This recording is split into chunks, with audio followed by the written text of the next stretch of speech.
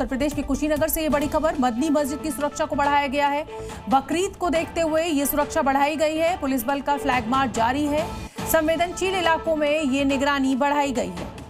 तो उत्तर प्रदेश के कुशीनगर से तस्वीरें हम आपको दिखा रहे हैं। मदनी मस्जिद की सुरक्षा को बढ़ा दिया गया है। बकरीद को देखते हुए ये सुरक्षा में इजाफा हुआ है। ऑपरेशन सिंदूर का साइड इफेक्ट, पाकिस्तान के 20 नहीं 28 टारगेट। मुनीर फौज का कबूलनामा हिंदुस्तान ने तबाह कर डाला। ऑपरेशन सिंदूर के दौरान पाकिस्तान को कहां, कब और कितना नुकसान हुआ, इसके सबूत सैटेलाइट तस्वीरों से पहले ही सामने आ चुके हैं। हिंदुस्तान के वार से पाकिस्तानी सेना का सैन्य ठिकाना कैसे तबाह हुआ, एयरबेस कैसे धुआं धुआं हुआ, पाकिस्तान की इंटरनल रिपोर्ट से साफ हो चुकी है। और अब पाकिस्तान का नया कबूलनामा सामने आया है, जिसमें मुनीर की सेना खुद मान रही है कि हिंदुस्तान ने पाकिस्तान के 28 सैन्य ठिकानों को मिट्टी में मिला दिया। अब पाकिस्तानी डॉजियर भी चीख चीख कर जिन्ना लैंड में हुई जबरदस्त बर्बादी की गवाही दे रही है। पाकिस्तानी डॉजियर के मुताबिक भारत ने पाकिस्तान में 28 ठिकानों को ध्वस्त किया था, जिसमें पाकिस्तान के पंजाब प्रांत का रावलपिंडी, लाहौर, मियांवाली, सरगोधा और डिंगा शामिल है। इसके अलावा सिंध प्रांत में कराची और हैदराबाद को भारतीय सेना ने निशाना बनाया था।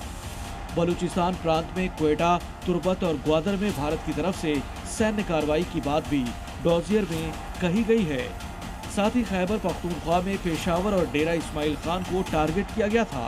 गिलगित बाल्टिस्तान के स्कार्दू में भी भारत की तरफ से कार्रवाई की गई।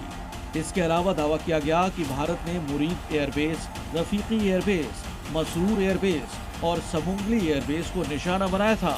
आतंकवाद में लिप्त रहेंगे, आतंकवाद को भारत के खिलाफ बढ़ावा देते रहेंगे, तो लॉसेस को उन्हें काउंट करना होगा। ये उनका नजरिया है कि वो किस तरह आगे बढ़ना चाहते हैं। क्या वो एक सेंसिबल सिविलाइजेशनल कंट्री की तरह बात बढ़ाएंगे आगे, सिविलाइज कंट्री की तरह, या वो टेररिज्म का साथ दे करके उनके ही साथ खड़े होकर के एक टारगेट बनते रहेंगे।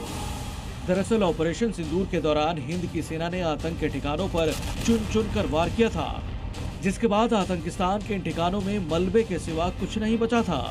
लश्कर तैयबा, जैश-ए-मोहम्मद और हिजबुल की टेरर फैक्ट्री हिंदुस्तान के वार से धराशायी हो गए थे और इस दौरान 100 आतंकी भी जहन्नुम पहुंच गए थे।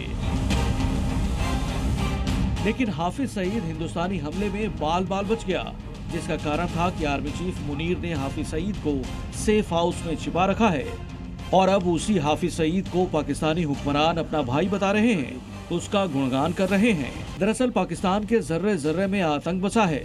यही वजह है कि ऑपरेशन सिंदूर में हिंदुस्तान से पिटने के बाद भी उसकी फितरत नहीं बदल रही। पाकिस्तान की खुफिया एजेंसी ISI ने जम्मू कश्मीर में टेरर फैलाने की नई चाल चली है, जिसके लिए तहरीक तालिबान कश्मीरिस्तान यानी TT के नाम से एक नया आतंकी संगठन तैयार किया है। TTK का कमांडर मूसा गजनवी को बनाया गया है। मूसा कभी लश्कर तैयबा के बड़े कमांडर में गिना जाता था। मतलब साफ है कि पाकिस्तान एक बार फिर हिंदुस्तान के खिलाफ नापाक साजिश में जुट गया है। मगर भारत पहले ही कह चुका है कि ऑपरेशन सिंदूर अभी खत्म नहीं हुआ है। अगर शहबाज और मुनीर की शह पर चलने वाले आतंकी नहीं सुधरे तो हिंदुस्तानी फौज उन्हें जहन्नुम पहुंचाने के लिए तैयार बैठी हुई है। ब्यूरो रिपोर्ट, जी मीडिया। जी न्यूज़।